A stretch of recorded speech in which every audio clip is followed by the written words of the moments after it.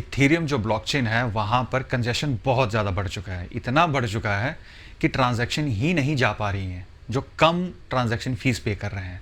Earn money online YouTube channel पर crypto currencies और online opportunities के बारे में जानकारी दी जाती है। अगर आप एक छोटा पैसा लगाकर कुछ कमाना चाहते हैं तो इस चैनल को सब्सक्राइब कर लीजिए। यहाँ पर ताज़ा तरीन खबरें भी दी जाती हैं। सब्सक्राइब करने के लिए लाल बटन पर क्लिक कीजिए और उसके साथ में बेल आइकन बटन है, उस पर क्लिक करना ना भूलें। नमस्कार श्रोताओं, यूट्यूब चैनल में आपका स्वागत है। आज का जो सबसे बड़ा सवाल है, क्या फोर्साज बंद हो जाएगा? देखिए, डिसेंट्रलाइज कॉन्सेप्ट है और इसमें आपको सब कुछ दिखता है। ज्वाइनिंग कितनी हो रही है, इनकमिंग एड्रेस क्या है, आउटगोइंग एड्रेस क्या है। तो ये कहना जायज़ नहीं होगा कि फोर्साज बंद हो जाएगा। ये ज़रूर हो सकता है कि उसमें जो ज्वाइनिंग है वो आस्ते आस्ते घटती जाएंगी। अब इसके पीछे रीज़न क्या है घटने का? रीज़न ये है कि इथेरियम जो ब्लॉकचेन है वहाँ पर कंजेशन बहुत ज़्यादा बढ़ चुका है। इतना बढ़ चुका है कि ट्रांजैक्शन ही नहीं जा पा रही हैं जो कम ट्रांजैक्शन फीस पे कर रहे हैं। शुरुआती दौर में जब फोर्साज आया था उस समय 1200 रुपये में एक आईडी लग जाती थी।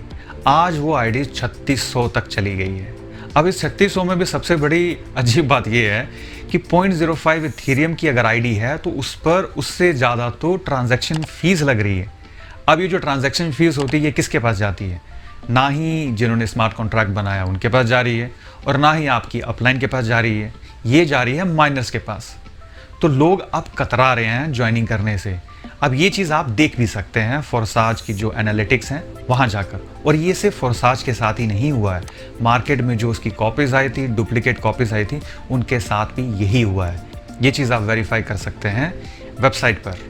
और वो वेबसाइट क्या है? इनके जो स्मार्ट कॉन्ट्रैक्ट है उनको खोलिए, एनालिटिक्स खोलिए, वहीं से आपको पता लग जाएगा कि ज्वाइनिंग्स बहुत कम हो चुकी है। और अगर कॉन्सेप्ट में ज्वाइनिंग कम हो चुकी है तो ये बेवकूफ़ी होगी कि उसको पकड़ के रखना और उसको और डुप्लीकेट करना। खास करके उन लोगों के लिए जो नए वाले हैं, जो नए लोग हैं या ज्वाइन कर रहे हैं, जिन्होंने अभी अभी ज्वाइन किया है।